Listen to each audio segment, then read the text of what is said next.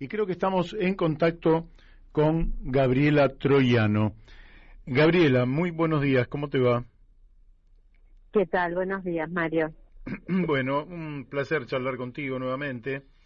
Te quería preguntar por los reclamos que están haciendo desde la Red por los Derechos de las Personas con Discapacidad. Es decir, bueno, ¿para qué voy a hacer comentarios? Decinos vos cuál es la situación, cómo están las prestaciones que deberían recibir estas personas y las asignaciones, qué es lo que está pasando con ellas, su magnitud, si alcanzan, no alcanzan, cuándo llegan. Espero tu respuesta.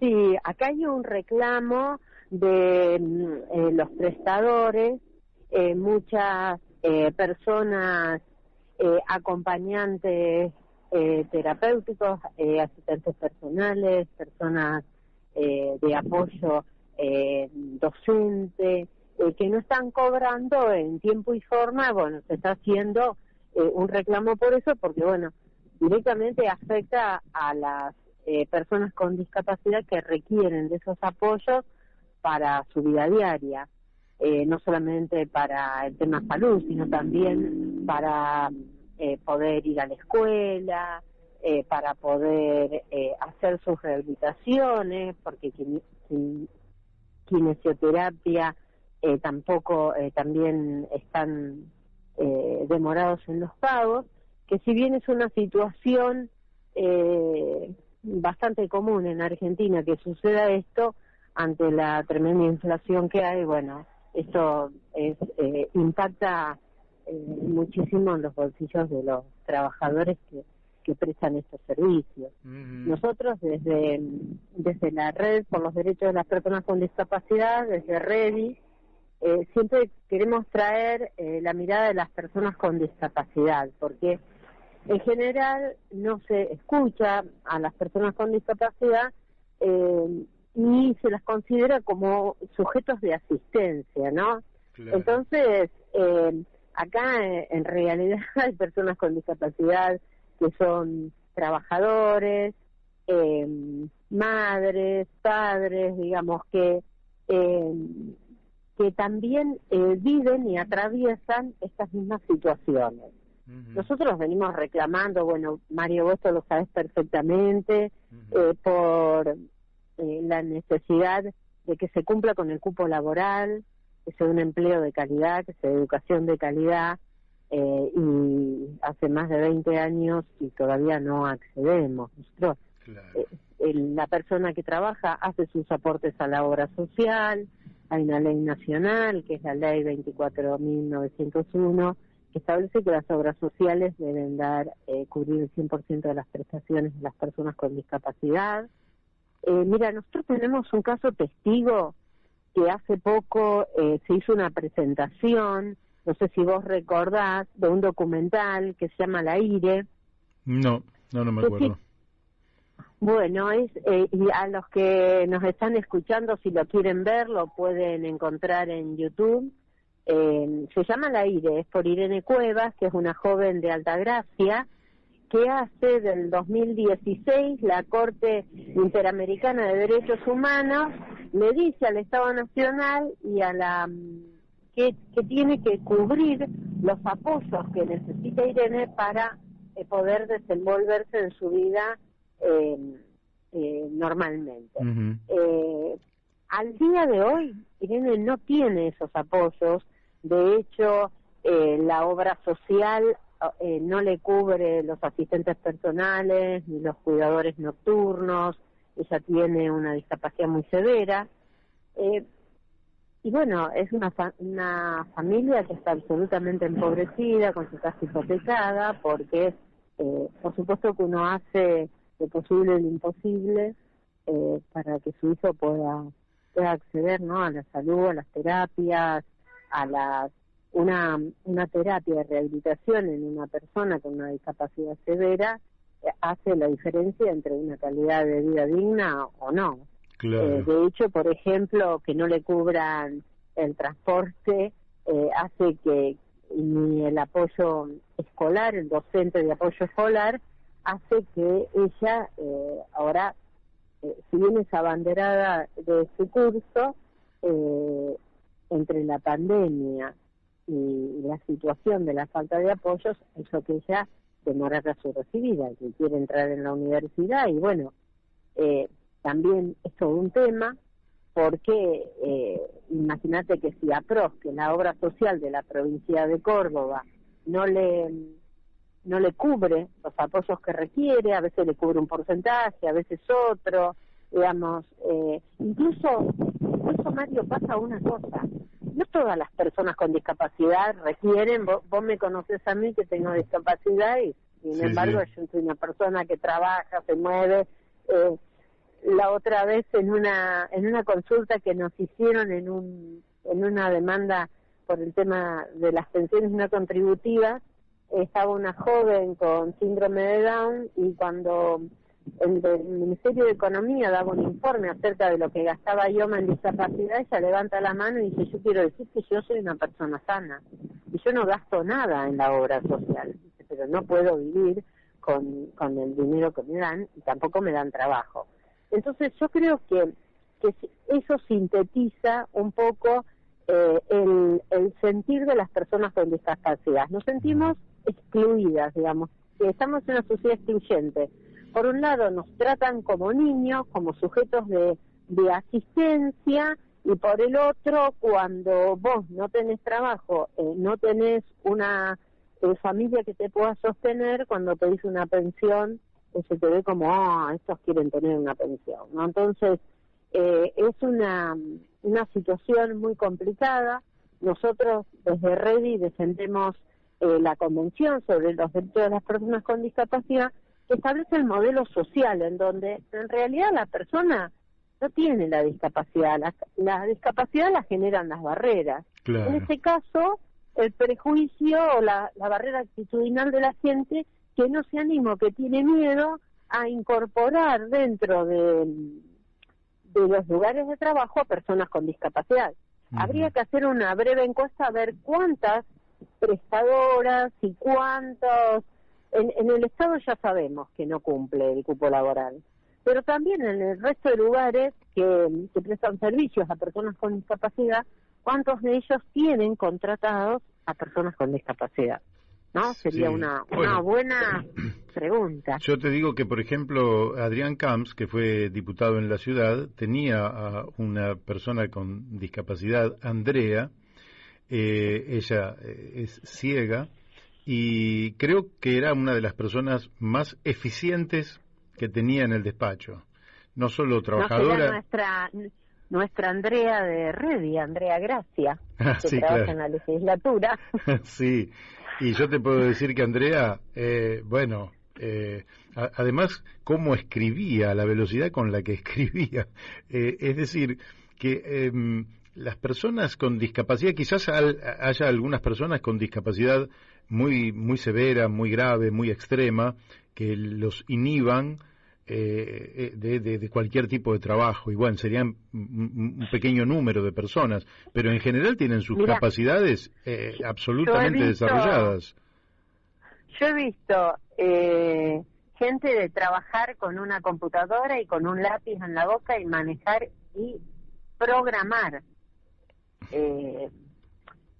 Yo creo que el tema es que uno tiene que tener justamente los apoyos y las ayudas. En este caso sería una cama adecuada, una computadora adecuada y la asistencia para que la persona pueda trabajar. Pero bueno, lo puede hacer y lo hacen, y que uno tenga una discapacidad motriz no quiere decir que no pueda pensar ni trabajar. Claro, había una máxima vieja del socialismo que es a cada quien con relación a sus necesidades, y de cada quien según sus capacidades. La persona con discapacidad tiene en general alguna discapacidad, pero tiene un conjunto de otras capacidades. Pero tiene una dificultad para hacer algo de la manera que lo hace el resto. Claro. No quiere decir que no lo pueda hacer, lo puede hacer de otra manera, quizás en algunos casos más lento y otras cosas más rápido, digamos, pero todos somos diferentes, todos tenemos distintas capacidades. El tema es que la sociedad, fundamentalmente la sociedad capitalista, ha tomado a las personas con discapacidad como incapaces y son desestimados. Por otro lado, después, por una cuestión que tiene que ver con las guerras mundiales, donde la gente iba sin discapacidad y en general volvía con una discapacidad motriz o psicosocial, dieron todo por su patria y no eran integrados a la sociedad. Entonces ahí viene el tema de la rehabilitación, que es lo que nosotros llamamos el modelo médico rehabilitador. Bueno, esto ha ido avanzando, digamos, y el planteo es si nosotros, por ejemplo, te doy un caso que creo que es un caso de modelo universal muy claro, donde específicamente en la provincia de Buenos Aires el Estado provincial subsidia a las empresas de transporte que hacen los micros con piso bajo, que tienen además la obligación de hacerlo, pero son subsidiados.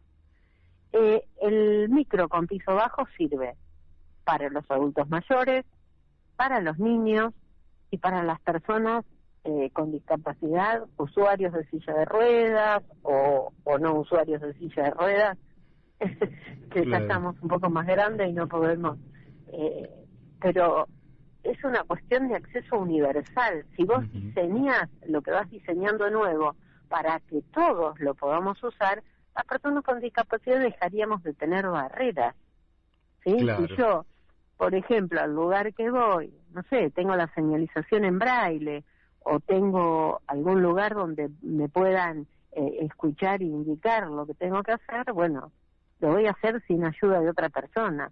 El tema es que cuando en sí todo el medio, todo el entorno no planifica para que sea una situación universal, digamos, entonces ahí se genera el problema, ¿no? Claro. Es decir, si un arquitecto diseñara todas sus casas de manera tal de que una persona que invita, no sé, a alguien, no tiene una persona con discapacidad en la familia, pero invita a alguien, un usuario de silla de ruedas, bueno, que pueda pasar por la puerta.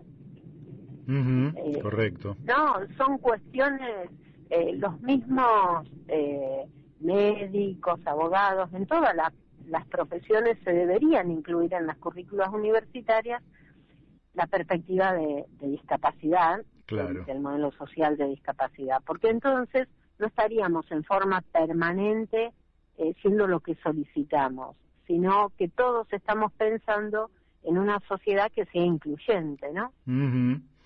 Bueno, evidentemente la sociedad capitalista solo incluye a los capitalistas y a aquellos que generan plusvalía, y excluye a todo lo demás, porque no le genera plusvalía. Sin embargo, te voy a hacer dos preguntas más. Una, ¿no tendría que ser personas con alguna discapacidad? Porque personas con discapacidad da la impresión de que fueran incapaces de todo, y la verdad es que solo las personas en general tienen alguna discapacidad. Puede ser una discapacidad motriz, puede ser una discapacidad visual, auditiva, en fin, vos sabés mucho más que yo de todo esto, pero no debería ser con... Sí, cuando se escribe la Convención sobre los Derechos de Personas con Discapacidad, participan más de 160 países con organizaciones y personas con discapacidad. Se discutieron muchas formas de llamar a las personas con discapacidad, pero se la definió desde el derecho. Hay personas con discapacidad y sin discapacidad. Después el grado de discapacidad es otra cosa que está definido en otro lado, pero esto es la forma de llamarlo es una convención a nivel internacional en donde todas las organizaciones de personas con discapacidad y personas con discapacidad se pusieron de acuerdo en llamarse así. Y y decir persona es porque la persona en sí es un sujeto de derecho con capacidad jurídica plena, y eso es justamente lo significativo de cómo se llama. No es no es arbitrario, sino que es una decisión tomada por muchos países, por muchas personas con discapacidad de los distintos países. Acepto la resolución democrática y me atengo a ella. No soy quien para objetar absolutamente nada. Al mismo tiempo, digo, hay personas que tienen muy poca memoria y a nadie se le ocurriría decir que es una persona con discapacidad. Y hay no es malo tener una discapacidad. No, es que yo creo no es malo ni bueno. Es que yo no creo que exista el ser humano sin alguna discapacidad.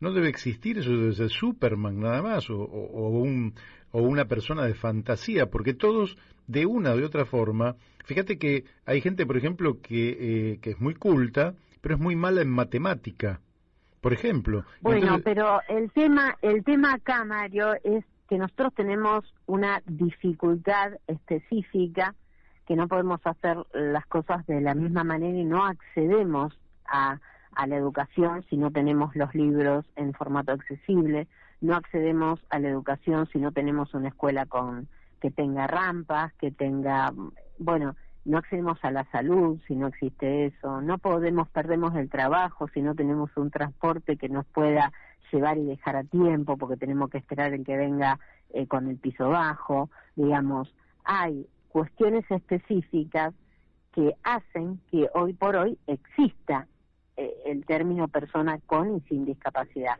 Si esas barreras que impiden a algunas personas hacer las cosas en igualdad de condiciones quedaran afuera, entonces ahí estaríamos en la situación que vos decís, pero recién ahí.